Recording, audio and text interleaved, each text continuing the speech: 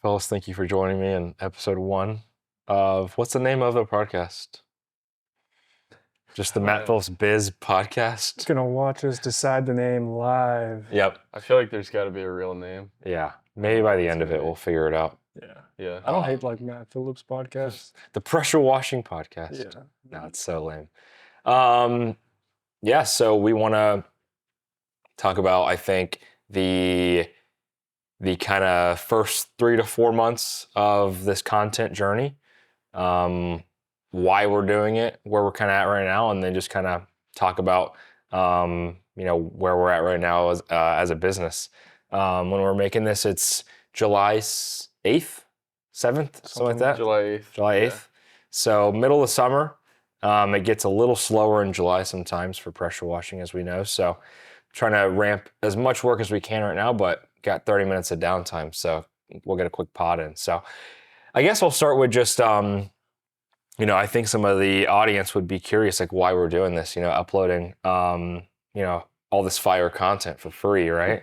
So I guess rewind a little bit. First, I think I got to give a shout out to some of the other guys that have influenced us to make this happen. I think, the first shout out I think has got to be Gatlin McBride over there with Mint. We've been watching those videos for over a year or so, and I think that they're doing great things over there. So I kind of started seeing that, and I was like, I wonder if we should try this thing. So fast forward a couple months, I posted a job ad for it and started to look at different applicants. It was just like an Indeed job posting, and I interviewed a bunch of people. I probably had like maybe 20 of them actually, that I interviewed in like an in-person setting. And what I realized was that I had like my top 3 or top 5 together, and there was all a similarity, and it was that they each owned their own like company, if you will. And they, you could just tell that those 3 or 5 just, knew a lot more about what they were talking about and was going to be able to make this vision come to life. So we narrowed it down to 1, and Austin was the guy. And so we have been working together now. You come in once a week, and I looked this morning. We've got 12 videos up now. But I know that we started, I think a little bit before that to kind of like prepare a little bit. So we're probably like 3 or 4 months in. So do you want to maybe tell them, or tell us, I guess, what was your perception on the job when you saw it online? What does your kind of role look like here? And, how's it going so far as the camera guy? Yeah. So I was just scrolling on Indeed, just looking, typing in videographer, video editing, just kind of seeing what's new. Because, every week or so, like most things are going to cycle in and out, depending on how fast people are looking for jobs. I just happened to see yours, and I read it, and I was like, oh, this kind of sounds fun. Right. It legit was like that simple. I was like, this actually looks pretty fun. Right. So I did the interview, or I did the application thing, and then I know you guys have like the, I forget what you call it, the test where you click the words that apply. Yeah. Right fit assessment. Yeah. That stuck out to me because I think I've only had to do that like one other time. Right. It doesn't feel like super common. I know some people are just like blasting, job applications, and that's gonna like filter some people out for sure. So that was a smart thing to do. But and then I came in for the interview, saw the shop, met you guys, and I was like, so in my head, I brought this up, I was like, to me, what you were explaining, I was like, it sounds like a combination of like, I know this sounds silly, but like Duck Dynasty, but like with more of the business inside of it. Yeah. Or it's like entertainment around the daily happenings of the business. Right. But you're also seeing like how they're doing stuff, how they're running stuff, like tips and tricks here and there.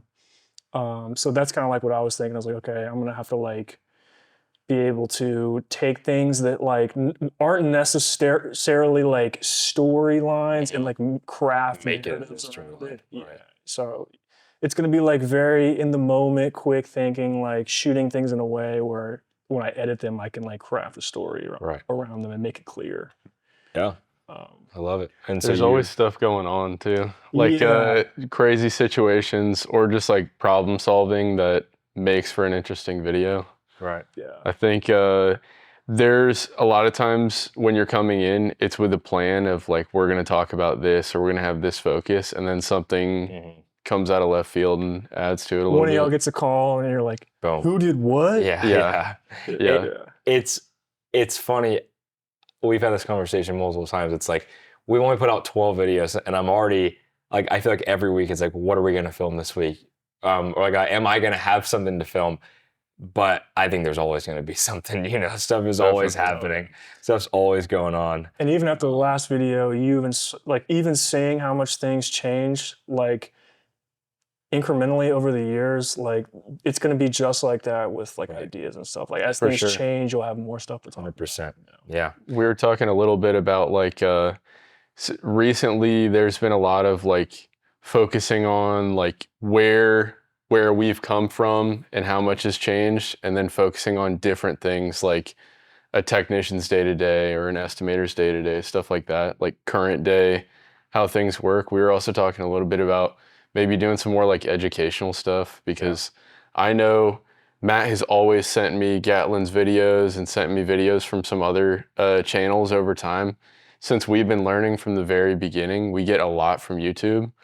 So being able to do the same thing for other people who are starting or at different levels of the business, I think a lot of the things that Matt talks about right now are for people who are right around like 200-300 grand, trying to get up to $1 million, like trying to build their way up, because it's systemizing and dealing with like crews and things. Right. There's also people who target like the very beginning where all they're focused on is equipment. Right.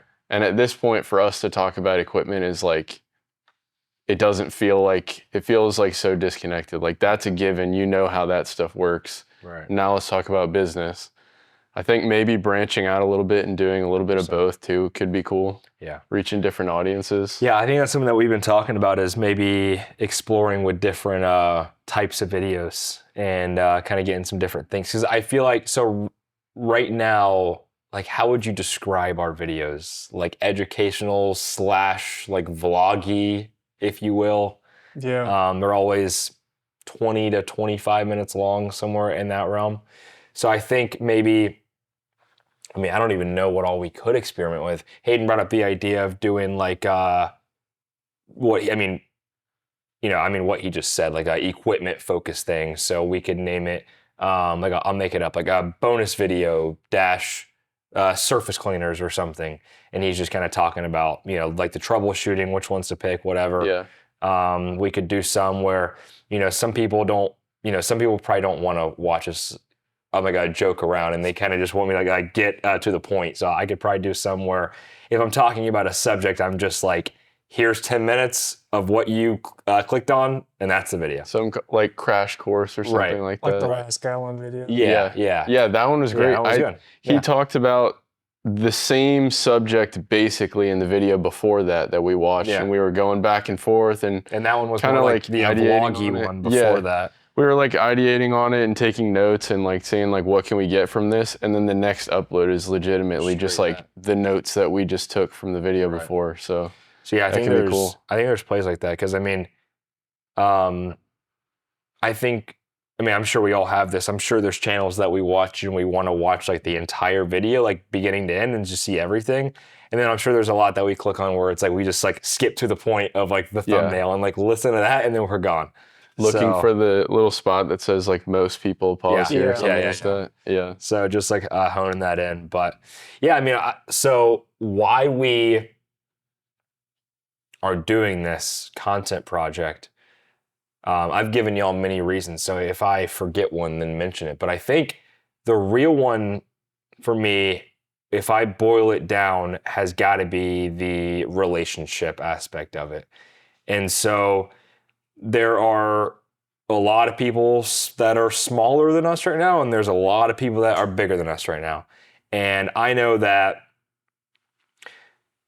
like already, like it's been like 3 months and I've had multiple guys, DM me, ask me to do like a weekly calls or whatever. So clearly they're seeing, they are seeing value. And I know that when we were at that 100, 200, 300K mark, like we were looking everywhere for a page or a channel to go Yeah. over some of the things that we're talking about. And if we found a random, like even if it was like a 3-minute Facebook video in a group about some kind of topic, we're like, oh, like that's gold, Yeah. So I think kind of like passing that back, if you will. And then I think also it's like you mentioned, like a lot of what we learned is from like YouTube and Facebook. And I think that's been great because it's got us all the way to here. Granted, I've had, pretty much a business coach for the last 2 or 3 years. That's helped as well. But I'm also realizing that like, I think the fastest way for us to get from here to whatever the next level is, whether it's 2 million or whatever, is someone that's already done that before. And I think how I see it in my head is like, if you and I looked at a company or probably a guy doing 100 grand right now, I could pick out 50 things immediately that he's probably doing wrong. sure. Right. And probably the same with you. For sure. And so I think the thought process is if you take a power washing or home service company doing 10 million, they can probably look at our company and pick out 100 things immediately that, that we're doing wrong. Definitely. And sometimes sometimes the best guys aren't just putting their stuff out on the internet for free because their business is making them a lot of money, so why would they do that? But so this could be like a door opener, mainly, is kind of what I'm saying, I think. So we want to help people along the way that are that are smaller than us, and we want to make those introductions, if you will, to people that have already done what we are trying to do. And I think that that's the fast way to grow. I mean, I think we have a clip in the last in the last video talking about how we went to the Browns pressure washing company in Nashville. That was huge. Yeah. I think that's probably the biggest influence on our day to day was talking to those guys and realizing that like you can't wear all of the hats. Right. And if we have a partnership, we have to be doing different things. Right. We can't be playing to our strengths and weaknesses. We got to be like focused on this is my lane, this is your lane, and then we just communicate through it. Yeah. So I guess that's my second shout out is Brown's Pressure Washing in Nashville. Great guys over there. They run a faith-based company, and they're super good guys. Other shout out. I don't have a personal connection with this guy, but Austin Davis on YouTube has definitely given us some inspiration. I think he's a lot. Maybe that's changing now. I haven't been watching him a lot recently, but I feel like he's kind of in that lane I was talking about before, where focused on like starting from the beginning. People just starting, like, right? Yeah. Because I think he has. I don't want to call it like a course. It's like a program where I think it's like 0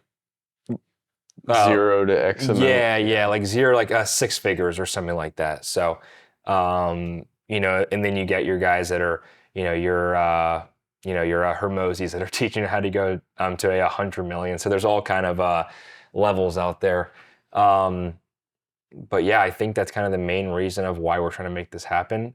So what's your experience been so far with being in a couple of the videos, and maybe what's like your outside perspective on how it's going just in the early stages? I think it's been nice to, I guess when there's the context of a video, you have to really focus on one subject and think about it more and think about how to verbalize it. When a lot of these things are in my head all the time and I'm not really considering what I'm doing, I'm just doing it. So when somebody from the outside comes in, when Austin films, he usually will ask a question to kind of instigate the conversation, instigate the speaking. And then when the video comes out, it's just the speaking, like I'm giving a monologue about some subject.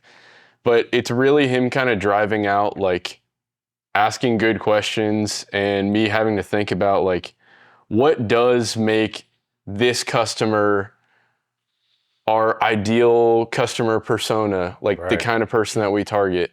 Okay, maybe it's If you look at their neighbor's house, you can see their neighbor's house is clean and all their stuff is well kept. So you know that they hire people frequently. Right. If this guy gets a yard sign put out in his yard, maybe we can work for his neighbor, and then we'll work for his neighbor and his neighbor. Right. Just like kind of thinking about certain subjects and breaking them down more than when it's just in my head. I feel like it helps me focus on things. And also, I don't know, a lot of what I really enjoy looking at with you is like going back and looking at old pictures or videos from like That is fun. how we used to do things. And I think this is going to be a great thing for that. Like, Be good. come a year, 2 years from now, going back and watching videos, there's going to be some stuff we see and we're like, oh my God, why were we doing that? Dude, Yeah. every time I see you sniff the Oh yeah, bleach, spray it on my fingers and be like, is this bleach? Yeah, No, I agree though. Like, I guess it's another part of it is like documenting the journey. definitely. Because like the pictures are cool, but being able to kind of, like in a couple of years from now, like we'll kind of be able to like relive like whatever week we were in during that point in time. Because I think something that I heard recently was like,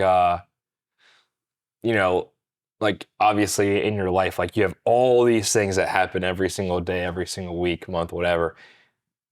But you're only gonna remember or think about like the big swings, obviously, in your life. So I think this will be pretty cool to kind of, be able to look at those smaller things. If we're having even a problem with like a truck or a technician or whatever, For sure. we kind of just get to like relive that. And I think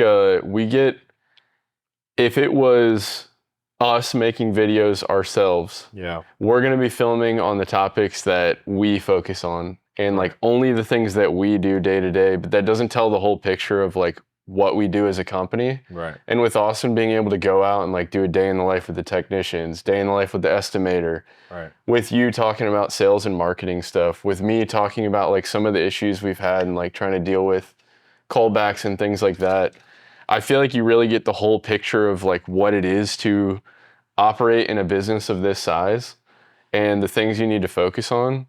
Because a lot of times, like I was saying before, with the solely equipment-based YouTube guys, you get too in the weeds of like, do I need this 2.1 injector or the 1.8? And it's like, it doesn't matter. Right. It doesn't matter at all. You're going to be able to get the job done. What matters is that you understand everything you need to focus on. Yeah. And without seeing all of those different things, you kind of get too attached to one lane, and then you either get really good at washing and you don't have any leads, or you get really good at lead generation and then you can't execute on it. So like 100%. just paints a good picture. Yeah. Well, and you mentioned there kind of at the start of that, or what you were just talking about, you were like, if we were filming the videos ourselves.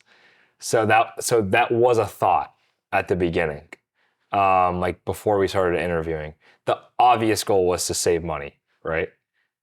I can confidently tell y'all, we would have already stopped the videos by now. For sure. If we were trying to do it, we probably would have got maybe 2 or 3 out. Yeah. And then fire starts to happen. But all right, so, screw that. Maybe, I will try it again next year, just because, like, it's a lot of time. Like, I'm not even the one obviously editing or filming. So tell them, like,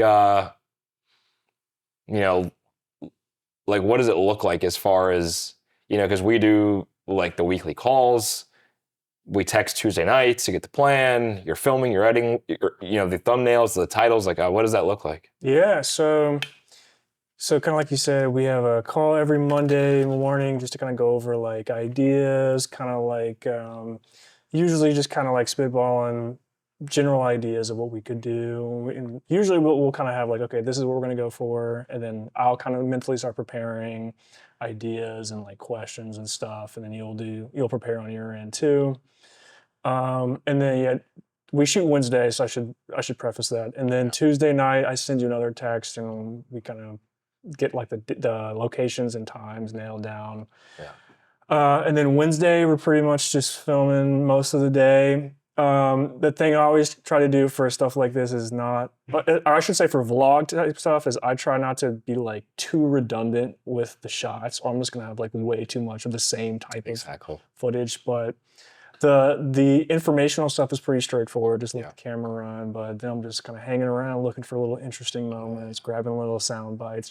It's really just like anticipating things to happen so Yeah. that you're ready and you're there for it. 'Cause so typically on Wednesdays, I feel like you're usually kind of like with me for 3 hours, and then like with him for 3 hours. Like obviously, Yeah. like, but you know, like, that changes, but it's kind of like hang out for a couple hours in the sales and marketing department, and then go see what the guys are doing, pretty much. And Yeah. I think that's how we, you know, because I think one of our focuses has been trying to get multiple storylines in videos, and we talked about at the beginning trying to, you know, maybe you know we're gonna do a couple videos different than that. But I think that the idea was like, you know, we want people to watch the entire 25-minute video, so having different things that'll you know, be interesting to watch. Now, you probably know this because you look at the analytics. I want to ask you this. I looked at it this morning. Our average video right now is like 25-ish minutes. Mhm. What do you think? And I think this goes for like most YouTube channels. What do you think the average duration that somebody watches the video is? I'm gonna say like 5 minutes. That was like so good. It's about 6 minutes and 30 seconds. That's Yeah. pretty good. That's yeah. pretty good. So, Because you got to consider, if somebody's skipping around, it's not counting where they right. skipped to. It's It's only counting like how letting it- long they were viewing it. right. That's not bad. So, I don't really know how to judge that, but I just thought that was a cool little thing that I saw. So, yeah, I mean, so and then you film Wednesday. So like I'm actually curious on this. Like, Yeah. like are you just going back to edit like Wednesday night, or I is mean, this like a I multiple see- day thing? Or There's been a video before. I know I mentioned this to you before. We filmed the day before, and yeah. there was a clip from it the day after Yeah. in the posted video. So I was like, So what is he doing? yeah, we've gotten a little bit behind. So there's been the last 2 or 3 weeks, we've been communicating like Sunday at like 11 p.m. Like, yo, like let's make this edit for the video that comes out Monday at 10 a.m. Do you ever So- sleep? I think you sleep in, right? Yeah. So Like- like when I'm like the first half of the week, I go to bed early, get up early, and then the last half I stay up late, get up late. Yeah. Right. Legit, like every single Yeah. Right. every single week it's like that. So like I think I'm interested. How long, just on average, does it take to edit one of our videos? Honestly, I'm it's all including- over the place. So like I'm including editing, thumbnails, titles, posting schedule, everything. Is this like a But- 4-hour thing, or because you also have to like go through like all the footage? I would say it's probably between 4 and 8 hours. 4 and 8 hours. depending on That's how- fast. Depending on how complicated it is. Now you've also been on DaVinci for how many years now? Yes, I have and especially I had to make a workflow for these type of videos because it's a little different. So I'm used to doing, well, I guess since this is a combination of, it's not really a montage, but like vlog, but also informational. I'm like almost like editing 2 video styles in one. Yeah. So I had to make a workflow that worked. It didn't take forever to do. So like the first month, I feel like took me a little longer because I was still kind of figuring out, okay, what is like the workflow that I can like tackle this, like A, B, C, D, videos done. Yeah. And I'm like at that point now. Heck yeah. But it took a while to get there. Yeah. So you're probably, is it fair to say you're like when you account for the calls with me, the texting, like the everything, maybe like 20 hours a week ish because like you've got the whole Of editing work, phase and you've got the filming. So Probably something like that, maybe a little more. yeah, so it's like a full like part-time gig, you know? And then the exporting takes forever. Yeah, because like the files are so large. Yes, backing it up takes forever. Like when I get home on Wednesday nights, first thing I do is go back up everything. Yeah. So you're saying when like you plug the camera into the computer and they have Yeah, to, like, or I take the card out, put it in the reader, and I put everything on. I have like a drive it's like a 4 terabyte drive that I just put all the stuff that's like to be edited on. right. It's an ice maker. What is that sound? There's all kind of random things that go on here. But yeah, the first thing I do is go home and do that. I try not to edit the same day that I film something, because like I think the day after I have like a way better perspective on seeing it again. Like I have forgotten most of it. Right. Mhm. Whereas like when I'm editing a day up, I have like certain things I'm already looking for Yeah. from the day, but then like the next day I have like a fresh perspective on it. Right. Right. But yeah, usually like Thursday, Friday, that's what I'm doing like 90% of the editing, if not more. Right. Trying to take breaks. I'm bad about just like blasting through everything and getting wore out. And then like by the time I look at the clock, it's like 10 p.m. And Yeah. I'm just like, dang, I feel like I just woke up. Do you have those blue light glasses at home or no? Oh, I have them on right now. Oh, those are them. So those aren't prescription I glasses. do the same are. thing. Those are I wear them prescription. all the time When when I'm not at work. Yeah. Yeah. I don't know if this is a screen thing or like the video changing so much, but I know like if I watch like reels for more than like 10 minutes, like instant headache, like instant. So I think that's like the screen is probably way too bright. I'm probably just like changing videos every like 10 There's the seconds. fatigue for sure. Like comes instant with it. headache. Yeah. With even like that's something I've noticed with videos and audio. Like if you listen or look at the same thing enough times, you lose perspective completely on it. Like your ability to make good decisions creatively is gone. Right. So you have to like take breaks for sure. And I try to do that as much as I can, but sometimes like I just get in the zone and I just go. What do the kids call it? Flow state. Yeah. Hop in that state. The kids. Oh, that's funny. I just spent like 3 hours editing a 2-minute and 30-second video of me from one camera angle, standing next to a screen. Because I just poster. Yeah. I started using DaVinci Resolve because Premiere. I had 2 charges from Premiere for $70 a month. A month. I don't understand how it was that much. Wait, you're paying $140 a month? Oh, like 70 a month, 170 a month too. Yeah, it was supposed to be $20 a month, and then they raised it to 70. I guess somebody clicked a button on my computer and subscribed to some other Adobe thing. But I just started using DaVinci. It's like learning another language. Yes, it's like learning another language. Like I'm sure it's so easy, dude. I'm sure it's gonna become easy, but yeah, and that's not me. And not to say that you wasted your time, but Austin's about to refilm that video for me. Oh, yeah, so. I know. I just had to get it out. It was, the video I was taking, we've been going back and forth for a while now, trying to figure out, like, how do we hold people to certain standards here? And we can talk about it all the time. We can have, like, uniforms and lockers for everybody and checklists on the wall for like getting ready in the morning, getting the truck back at the end of the day. But ultimately, when somebody doesn't do those things, if we don't go talk to them directly and then them hear what we have to say and decide it's important enough to do it right the next time, like we're just not dealing with our issues. Like things fall under the radar and like get a little worse and a little worse over time.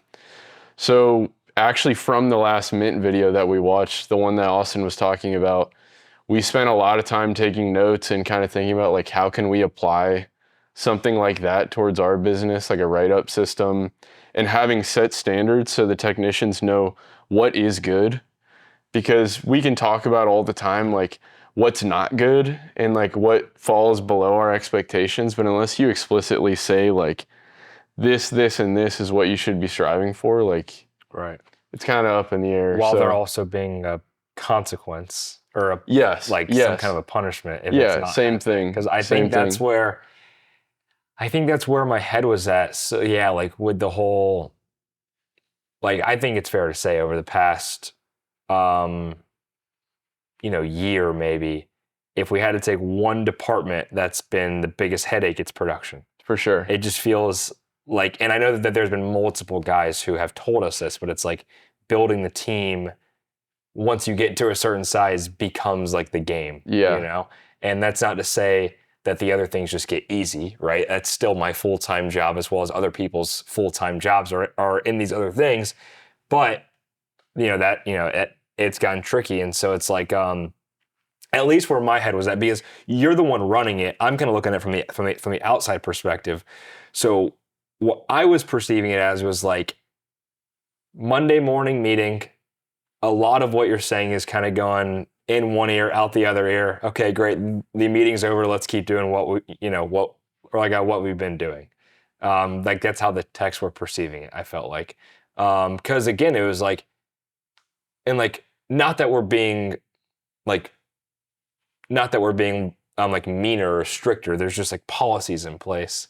So I think it was kind of like a what's going to happen if I don't, start Yeah. doing those things, right? There's some element of that. And then I think throughout time, I'm sure if somebody else who's building a team who's in the power washing industry or any home service industry, you'll come to find that there are people who show up every day, do a great job, do everything they're supposed to do, and they clock out and they go home. And then there's also people who try to figure out what is the least amount of stuff I can do without somebody talking to me about it. Right. And I think when you have dynamics like that, especially on multiple person crews where you got 2 guys on a truck, when the guy who always does what he's supposed to do is paired with the guy who doesn't, if you're not hearing about it, you don't know it's happening and you don't deal with it. And then over time, that guy who always did everything he was supposed to do starts to take on a little bit of those characteristics. He's like, well, Right. we're still Like getting home early. Yeah. He's getting not away with it. Yeah, right? he's getting away with it. And then it starts to kind of seep out into the whole crew. Yeah. And so It's like I feel toxic almost. Yeah, for sure. So I think over time, we've gotten better about hiring and bringing on good people, but all it takes is like one person who is kind of poisoning the well to. We've all heard make the that saying, "You're happen. only as strong as your weakest link." For sure. And I know that's like a very common saying, but that is like the truth. Yeah. And I feel like, I hope that we continue to make videos where people can get as much off of what as what we got off that last gallon one. Because I hate to steal his term, but like the whole like a standard thing, Yeah. like that is real. Because like I just feel like ultimately our standard for our technicians was like down here. Yeah. Like it was like like if we have someone that shows up somewhere in the realm of when we ask them to show up, and they have a pulse and they can pressure wash halfway decent, then they're a great technician. You know what I mean? Like the standard was just so low. So, Yeah. And not that we're asking them to do rocket science now, like it's very, very basic stuff. But I think just to have that stuff in writing will be a big benefit. For sure. That has been And I mean, we've had like positive, I don't know what you would call it, like positive reinforcement. Like we put a system in place. We just called it the tech tier system. But basically, every stage of your career here as a technician, you have opportunities to move up and do something else. Whether that's like a service you weren't doing before, or moving from a 2-man truck to being able to work solo, or being able to do roof washes, being able to train somebody. Every step of the way, a little more responsibility means a little more pay. And these guys get paid commission, so every single time they like move up, 3% bump on yeah, like a solo rate. Yeah. when you consider like a pay cycle, it's a lot more money ultimately to do the same job. Right. You're just proving that you can be trusted to do these things. Yeah. So I think that was already there. Yeah. We had some guys who were taking advantage of that and making it a real positive thing for them, making more money, accepting more responsibility. But then there's some other guys who like just weren't really focusing on it and haven't been moving up despite being here for a while. Yeah. And I think maybe the combination of two will kind of shift the focus over to that rather than being like, what's the minimum threshold before I start feeling consequences of missing out on things? Right. It's going to be more like, well, it's a given that if I'm consistently not doing what I'm supposed to do, I'm not going to have a job here. Right. So why don't I focus on improving and like growing and getting a higher position? Yeah, that's my hope. That's my hope. No, on that pay structure, you actually gave me a video idea because I think that's something that we've got pretty dialed in. But we kind of took the, I think we got it from Hermosi. Like he was like, people feel like valued or like they'll stick with you in 2 different ways, and that's being promoted with their title and being promoted with the amount of money that that they're making. and we kind of executed on that. You know, we used to have two positions. It was technician and then it was a junior technician And and lead like tech. yeah. And that was it. And we saw that like, you know, somebody would be here for a month, 2 months, get promoted into that lead tech role, and it was like, great. Well, what do I do from here? You know, you're right. Yeah, Especially sure. if they don't want to be in marketing or sales or whatever. Like if they just want to be a technician, it's like, well, I've already hit my ceiling a month into this thing. So we put a plate. I think our new one has 6, right? 6 tiers, maybe. Junior tech, technician, lead technician, master technician, team captain. So 5. 5. Yeah. So But there's a that bunch 5th of one is aspirational. We don't have a we don't team have captain yet. yeah. That would be, I mean, that would be amazing to have a team captain. And and our lone master tech is going to college here in 3 weeks. So it's like, you know, like we're not really. I think we are doing a good job at promoting people when they deserve to get promoted, but also not just doing it just because. Like for sure. Like they're actually having to earn it. And they are going to see the rewards, you know, financially Definitely. when they do. So I do think that's been huge. I was actually, did you see Hermosi is doing that new like a Mr. Beast style series? It's like no, I didn't see it. It's like scale or fail basically. Well, he just uploaded the first episode, and basically like the 30-second recap was like it was a moving company. Like they move like furniture around, and you know, like one of his big things that he talks about is like the offer. Obviously, like, I think that was his first book, is $100 million offers, and basically after he told the guy to add in like more positions for the technicians and you know everything like that, he was like, look, so now your current offer is going to be like your base level offer. And then you're going to have a VIP offer, which is going to be 20% more money. And we're going to do this and this extra. And we're going to send you our level 3 master technicians who have done 200 plus moves. You know what I mean? And the customer was like, oh, wow. Oh, yeah. I mean, I guess that does add a lot of value for me. And it was funny.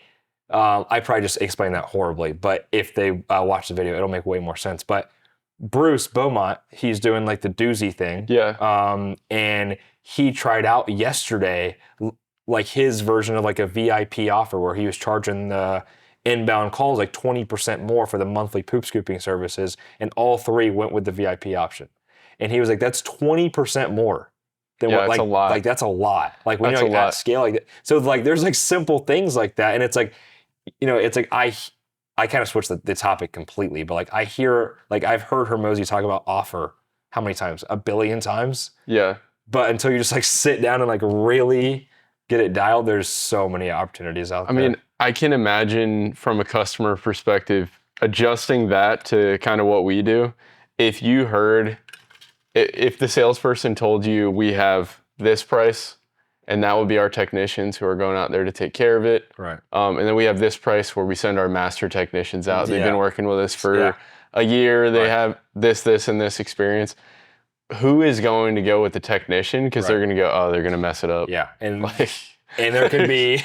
I mean, it's going to be the same wash. Right. But like... Well, and there was a couple more perks too. So like that was like the moving company, like I mentioned. So like a part of that VIP was like, they're not just going to drop it off in the driveway. They're going to bring it inside the house and then unpack the stuff as well. So it's like the full like white glove service. So I'm completely just like a freestyling something right now, but it could be, like for us, it could be like the higher ranked technician.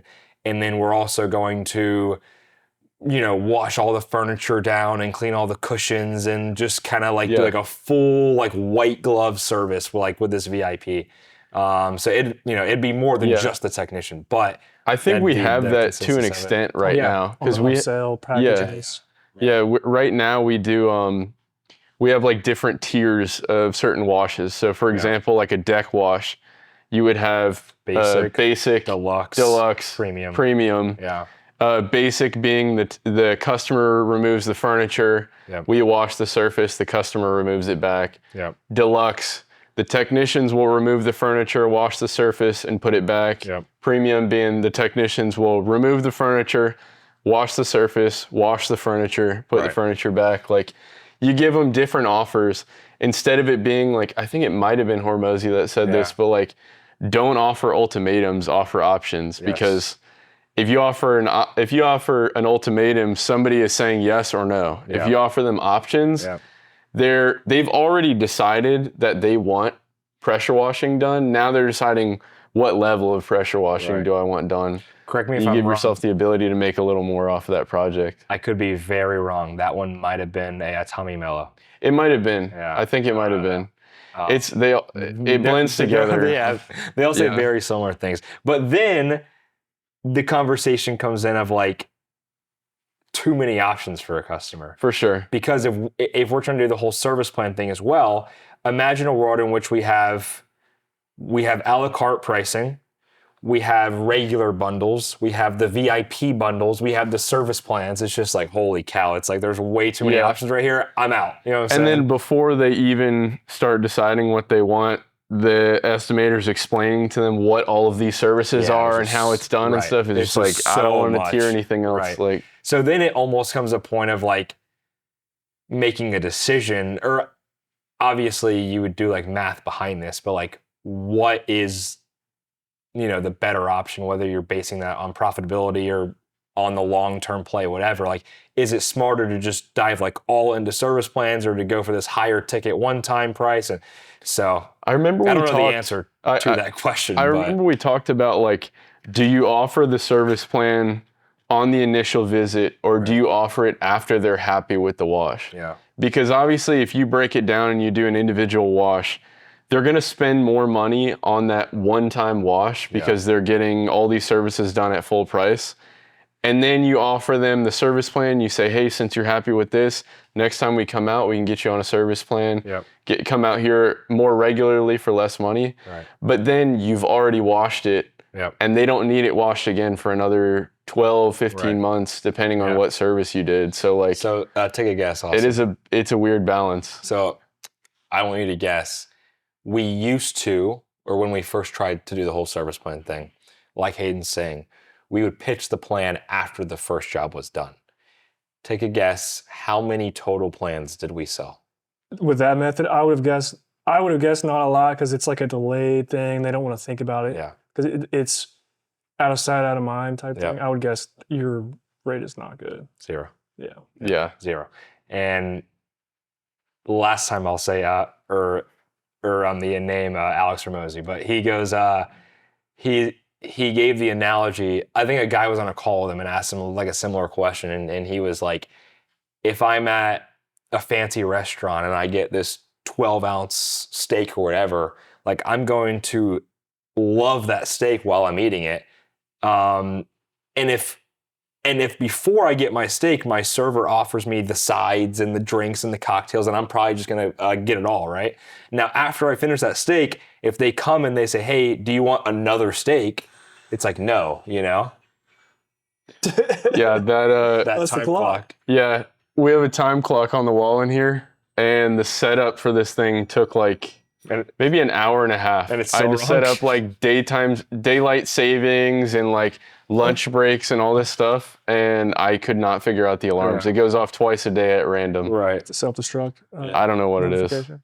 But Yeah. that was the that was the point I was making, was that if they offer you another steak when you're already finished with your first one, are you going to say yes to that?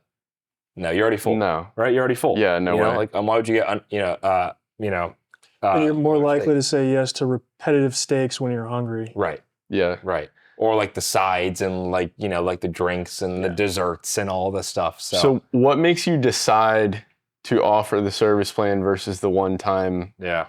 wash? Is there something about the customer interaction that makes you decide like on the spot? That's a good question. Or is it you decided before you rolled up that you Yeah. wanted to make the offer? That's a good question. I kind of remember from your video, you were like debating when you were going to the estimate, Yeah. you're like, I'm not sure if I'm going to pitch the Yeah. service I plan. kind of don't know. but you until I kind of- get there, right? My Yeah, guess, 100%. When you were like, okay, yeah, this house would be ideal Yeah. for this type of thing. That's when you made is the it like an call. income or like the size of the property kind of thing?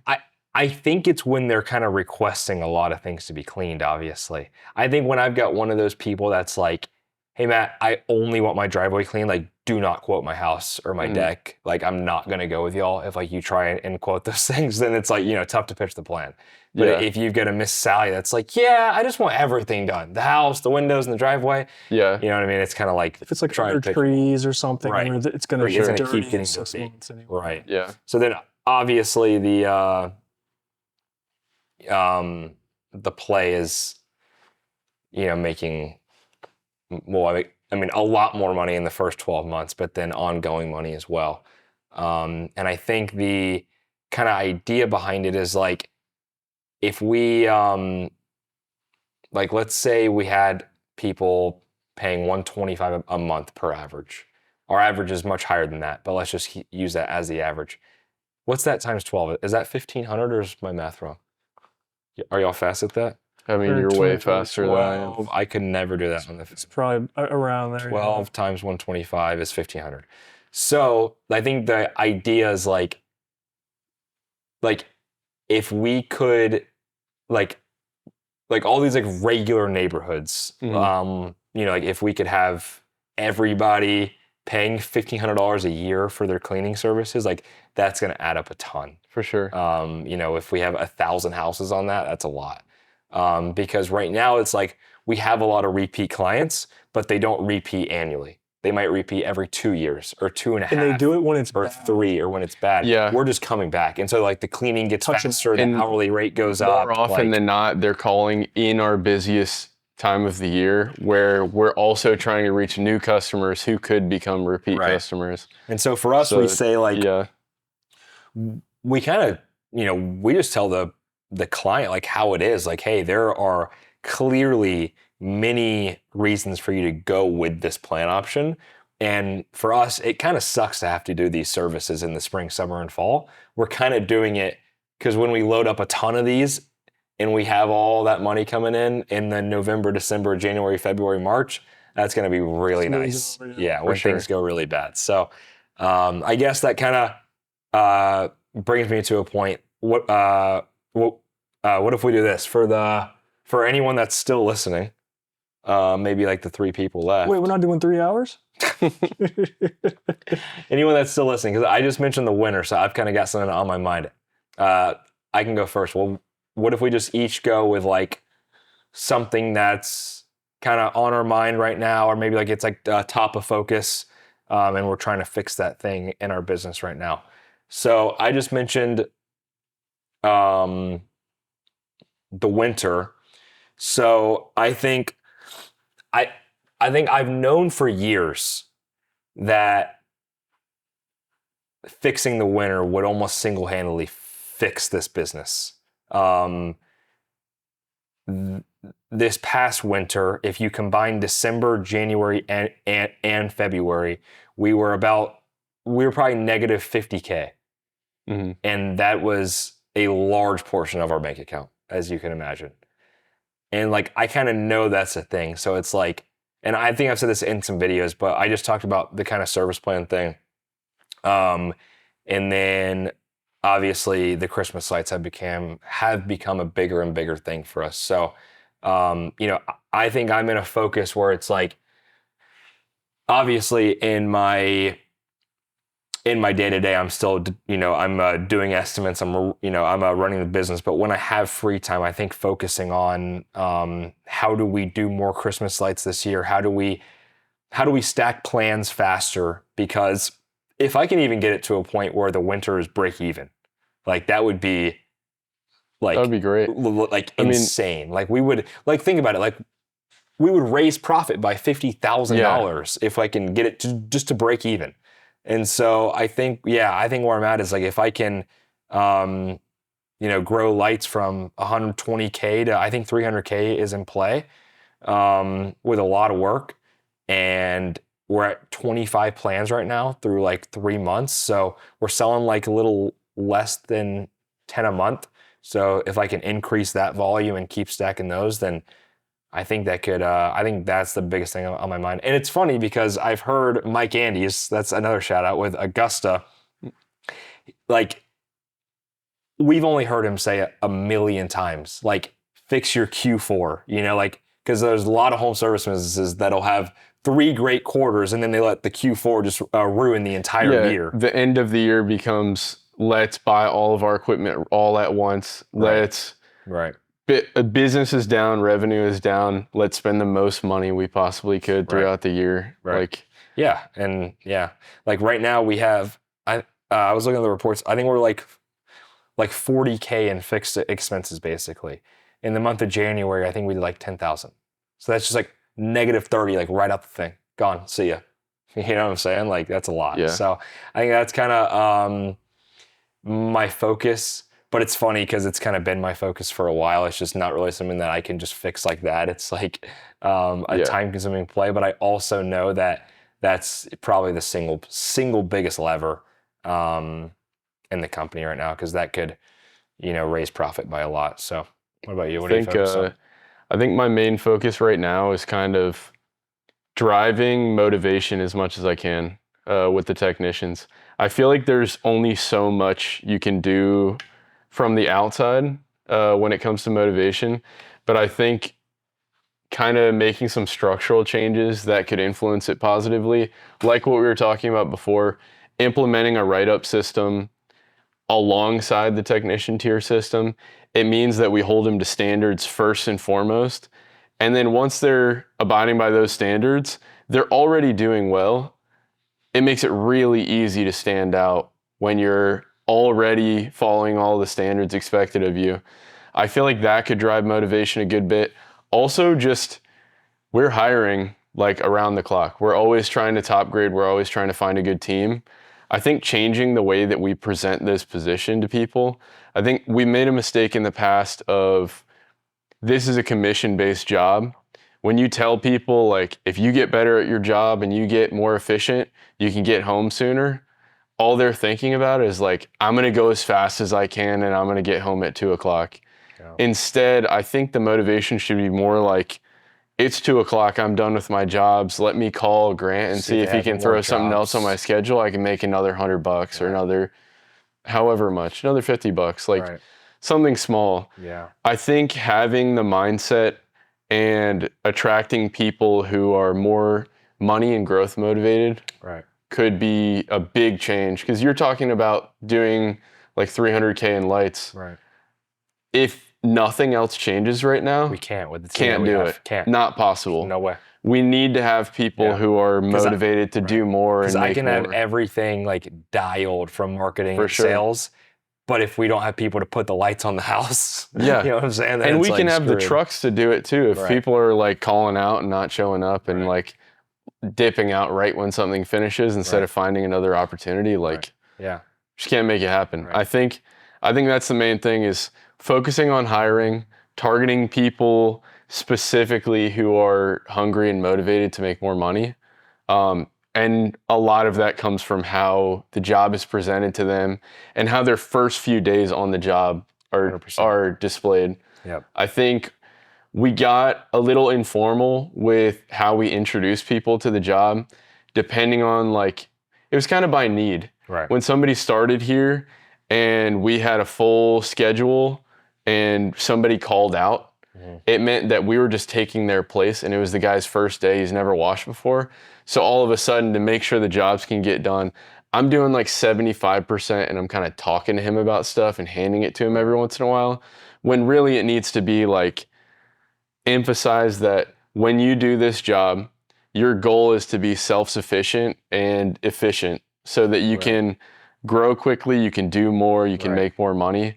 And so like letting them take the lead and kind of teaching them while they're holding it and while they're learning, like I think that'll be a better start for sure. I think we've seen that solo techs can make literally like double the money probably. Definitely. As someone just helping on a two-man truck. So I agree with you that that's been a focus is like, I guess now it's like if we have like a master tech or somebody like who can train outside of Hayden, only booking them for a solo schedule still and just having the new guy almost like following him around, so to speak. So he's actually just training. Because I think we've seen also like when we kind of throw him in to the fire, it's easy for the trainee to be like, okay, go to the driveway because it's like the easiest thing in the world, and then I'll do the house and and the roof myself, or like whatever.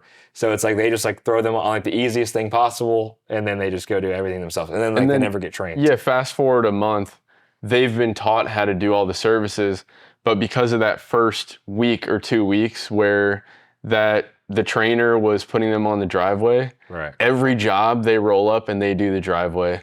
Right. And then they go sit in the truck, or they go start rolling their stuff up and getting ready to leave. And like, I could teach you how to clean a driveway from start to finish in probably 3 minutes, maybe 4 minutes if you're a little slow learner. But play around. Yeah, I it's just very tilt the surface cleaner just on the curb, right? Yes. Yep, Yes. exactly. If you're on the edge, don't Tony go Hawk over it. style. Yes. If you hear rocks up under it, ding ding ding ding ding, you pick it up. If there's stripes, then go on it again or bleach it.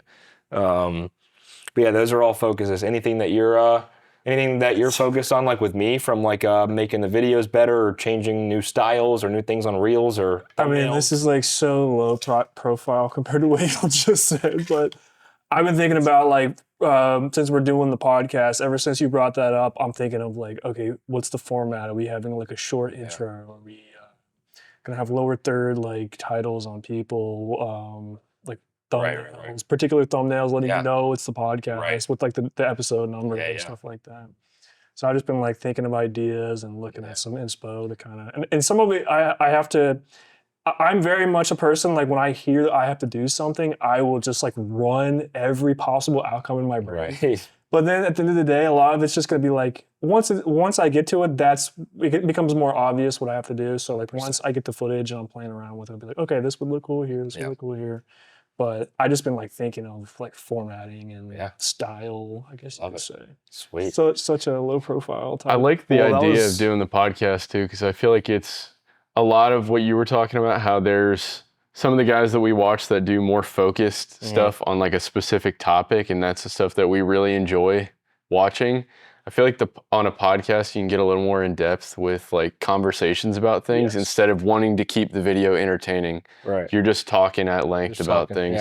Yeah, and just like the different styles of videos, because we both also watched the Joe Deary's and the Mike Carmody's, who will do like a 10-minute video of them pumping out 5 house washes solo in a day, just like boom, boom, boom, boom, boom, boom, boom, and then the video, like it's just so fast paced, and it's not overly like edited or like a fancy camera. It's just like, hey guys, here's my iPhone, let's go, so. And I feel like if you showed somebody who was not interested in pressure washing or was not in this industry, if you showed them, I mean, no disrespect to Joe Deary, I love watching the videos. If you showed them a Joe Deary video, they'd be like, why are you watching this? Right. This is so boring. Right. But then I watch one of those videos and I'm like, fun. it like blows my mind what he's flies. doing. Yeah. He's going so fast. Yeah. When I see his equipment, I'm like, that's genius. Yeah, Like how he's got it set up, like all that stuff. He washes $2,000 a day solo. Yeah, that blows my mind. Every single day. Yeah. Every single day. Probably minimum, honestly. There's a lot to, I know I've talked to you about this before, but there's a lot to like the beginning stages of things where when it was the two of us, you think about all of your equipment like, well, this is mine, so I'm going to take care of it. At the end of every day, I'm going to take my injector off the truck and I'm going to put it in a little bucket of water. Yeah. I'm going to wrap my hoses up super nicely and I don't want to crease the joints where they connect too much because it'll burst. That pay for it. Exactly. We're going to keep everything lubricated all the time. Everything works great.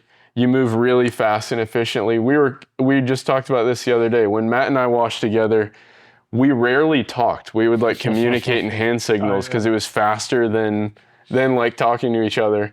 And we always would do like the same things. Like he's over by the trailer and I'm like, he throws up the thumbs up. Like had our own sign language. And we worked so fast. Yeah. We customer probably thought that we were throwing gang signs up. Or your dad, like, what the heck? And they were everyone was so happy. And then you start bringing on more people and you try to train them on these things. And it's like, nobody cares about your stuff but you. Right. So you have to start having those systems in where it's like, there's reward and consequences for everything, and there's Yep. places for everything to go. You don't remember where I put the injector. It's like, no, this is the spot Goes where here. it belongs. Right. And it's the same on every rig. Like, Right.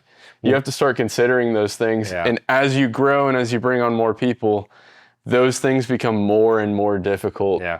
Because in like, we rack our brains all the time about like, why are they not doing this? Or like, why are they doing this? Yeah. And it's like, it's not theirs. Right. Why do they care? You have to make them care. I can tell when I get on the guy's nerves because obviously he's like the production guy, and I just walk over in the mornings and I'm like, and I'm like, the window system goes there, the ladder goes here, and the signs go here. It's all wrong right now, but it's like those are what we have to stand by. And They're just trying to help. Too. yeah, right. It's like Yeah. just trying to like make their day easier, and it's like Hayden mentioned it earlier in the in this chat. It's like we can say those things the first time, but unless we continuously stay on it, they just kind of like wither away, and just like stop happening. I think that's one of the bigger things that we've learned, because I think the whole like systems process thing is kind of like a buzzword on like on like Facebook, and we've learned like you don't just make like a Google Doc. You're like, all right, guys, here's my system done. Like it's like Yeah. almost more so like holding the line and Yeah. like staying Making it part of like the culture. Yeah. correct. You Correct. just created a new job for yourself, and you have to do that all the time, or Right. else it's Right. as if you never did it at all. So like one of our processes is to put that yard sign at the end of every job. Seems kind of simple, right? But if we don't continuously now 2 or 3 years later keep checking it at least once a week, once a day, whatever, that will start to wither away. I don't know why. And then It's we'll just how it start is. wondering like why the phone's why have not leads ringing. dropped off so much? Yeah, Yeah. right. But hey, I think we covered a lot. Any closing thoughts? For sure. Yeah, I got something. I'm gonna do you a favor real quick. If you guys have any topics that you want to hear in the next podcast, drop it down, and we're gonna be taking a look at that. I love That it. would be great. Should I do a quick outro? Well, thanks for listening to the. Sip of Red Bull. Yeah. Oh shoot, the ad reads. Kidding on that too. That would be great, wouldn't Yeah. it? This is a request. A I don't Red know. Bull- No, oh yeah, Red a Red Bull- Bull sponsor would be Oh amazing. my A Red God. Bull sponsor would be amazing. No, dude, you would be dead. You would be dead. Oh yeah. Taco Bell and a Red Bull would be dead. This I was is- gonna say we order. This is a request. I don't know if this is gonna do anything for us, but Doug Rucker, if you ever see this, I buy everything from your store. We love your stuff. Wow. If we would love to give you a shout out in all of our videos, if you could give us some form of a deal here, Oh, that's That would be great. Yeah, getting some vendor discounts. that would be great. Yeah. Hey, anywhere that we can save, the better. So Hey, I gotta say, I love the little binder clip that you put in your packages with the O-rings in it. Amazing, Dude, he's amazing. giving it Love to him that. for free. Hey, yeah, that's hey, a free ad read. that's one freebie. One freebie. free ad read. We're gonna have to clip that and send that over there. Bleep the whole thing. Yeah, just Yeah. gone. All right, boys. Good job. First one in the books. All right. Good job.